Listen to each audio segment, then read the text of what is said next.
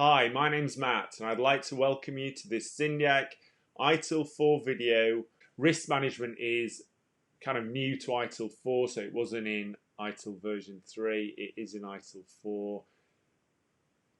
Obviously, if you're interested in more detail on risk management, ITIL has a management of risk product that you can use and get certified in as well. The purpose of risk management is to ensure that the organisation understands and effectively handles risk. Managing risk is essential to ensuring the ongoing sustainability of an organisation and co-creating value for its customers. Risk management is an integral part of an organisation's activities and therefore central to the organisation's service value system. So once again, we're talking about embedding it in to everyone's job every day, and that is certainly part of MOR, embedding it into the culture so that everyone's thinking about risk all the time.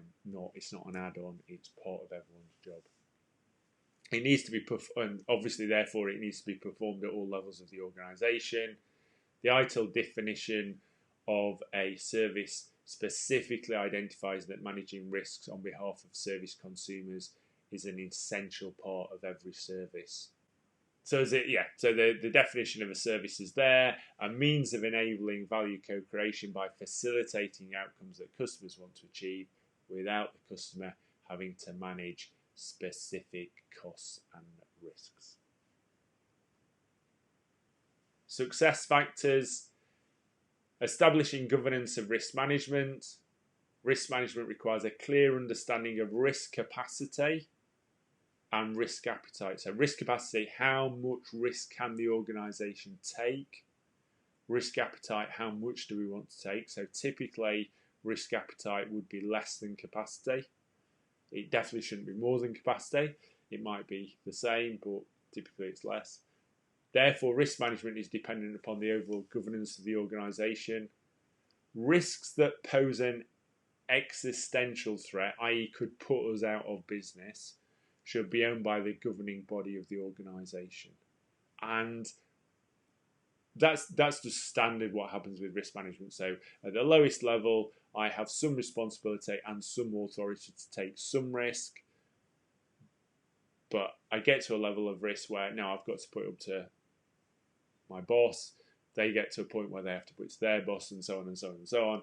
And risks that could put us out of business have to go to the very top. So typically it might be the management board or even the shareholders. An example of going to the shareholders might be our organisation is thinking about taking over another organisation. But that's really, that could pose, if it goes wrong, it could put us out of business, bankrupt us. It's got to go to the shareholders. And actually, I didn't work for them when it happened, but I worked for a company that did this, where the managing director wanted to take over another company. It went to the shareholders. Some voted for, some against. It was passed. They did take over the company. After it went through, it found out the company they'd taken over had falsified their accounts. It caused the company to go bankrupt. The people who'd falsified the accounts, the company that got taken over, they did go to jail, but it was kind of too late then. The money had gone and the company that had taken over were out of business. So even that didn't prevent that happening, but at least the people who ultimately lost their money, or some of them, the shareholders, were the ones who had taken the decision. Nurturing a risk management culture and identifying risks. Managers and leaders nurture an open and honest culture. And again, we've talked about this a lot, having that safety culture, the culture where people feel safe to say, I think there's a risk here, we're maybe not doing that in the right way. Certainly in some public sector organisations, they've talked about whistleblowers and having a whistleblower charter where if somebody sees something going wrong, they can say so, they can blow the whistle and say that's wrong without it, but they feel safe that they're not going to lose their job or it's not going to affect their career prospects by identifying something that's going wrong. So we do need to have the right culture because otherwise people won't identify things that are going wrong if they think it's going to negatively affect them. So yeah, people feel safe to identify mistakes, and then employers will anticipate potential problems. It will become more the norm, and will identify more problems.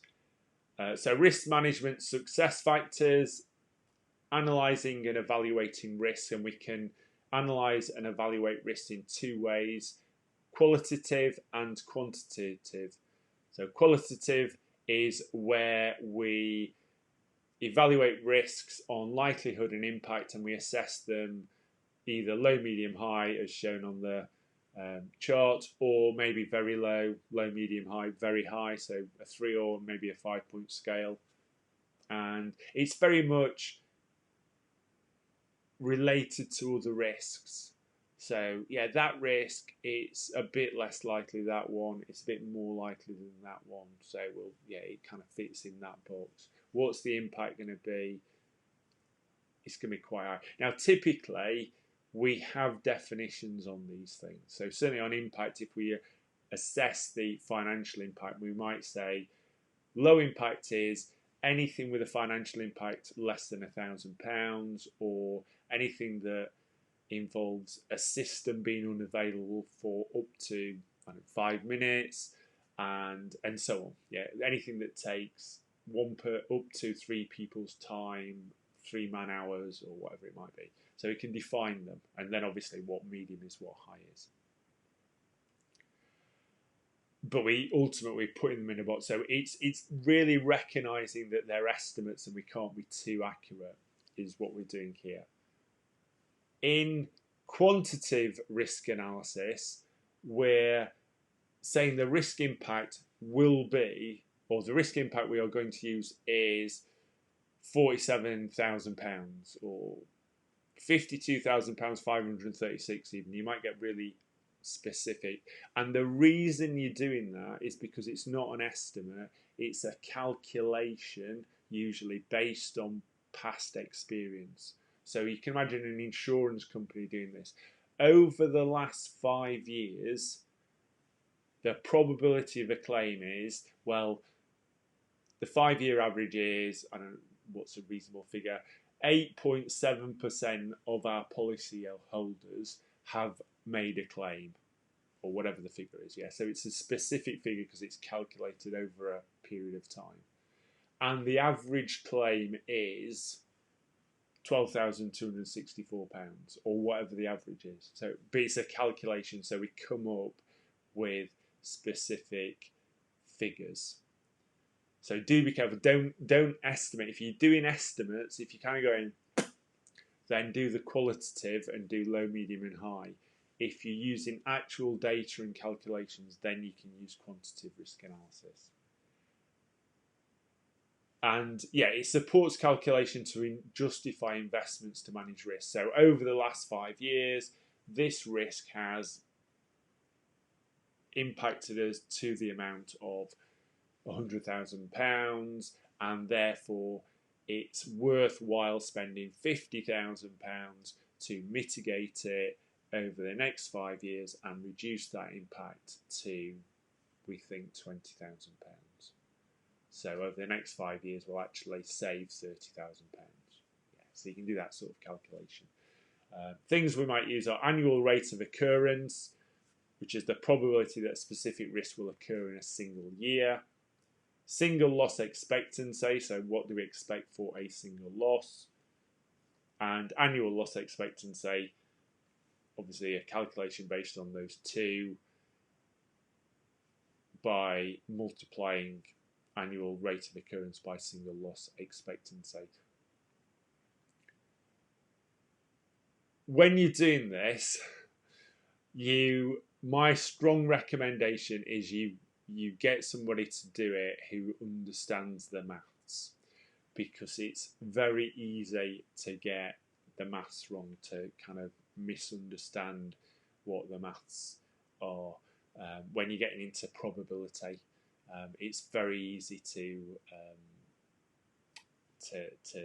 kind of get the maths wrong. So I'd strongly advise that you get somebody who understands the maths to make sure your calculations are accurate and right. So the final bit, just so that you need to know for the exam, treating, monitoring, and reviewing risks. Now, in the high velocity IT guidance, it says every risk must be treated in the same way. And I've put that in italics, and the reason I've done that is because I think that's a bad statement. It's a potentially misleading statement. What they mean by that is all risks, including those that we accept, should be documented, communicated to relevant stakeholders, reviewed regularly, i.e. every risk must be managed following the same risk management process. Yeah, that's fine. But if they say every risk must be treated in the same way, so certainly many organisations, and perhaps your organisations, might talk about risk treatment, and it's particularly common in information security management. So in information security management, rather than mitigating risks, we talk about risk treatment. And they definitely don't mean that each risk should have the same risk treatment, because that would be nonsense, clearly. We don't mitigate, we don't mitigate a physical security risk and an information security risk in the same way. We don't have the same risk treatment for a physical security risk and an information security risk. And that's just a really obvious example. Different information security risks will require different risk mitigation or different risk treatment.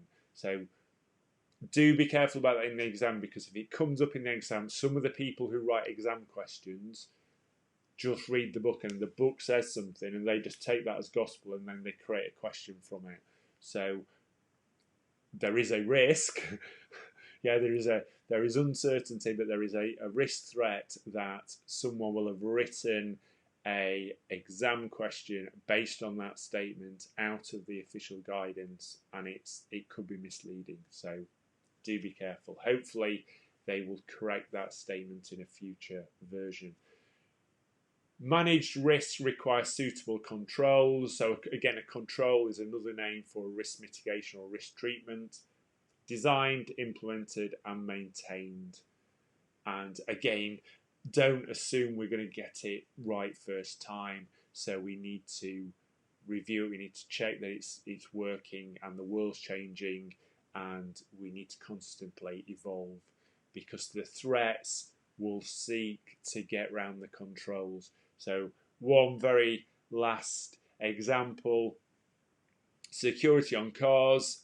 So cars used to be really easy to break into, and quite a lot of people used to have something called a crook lock that kind of fitted on the steering wheel, that meant even if you broke into the car, you couldn't drive it away because it had a kind of a big steel bar attached to it.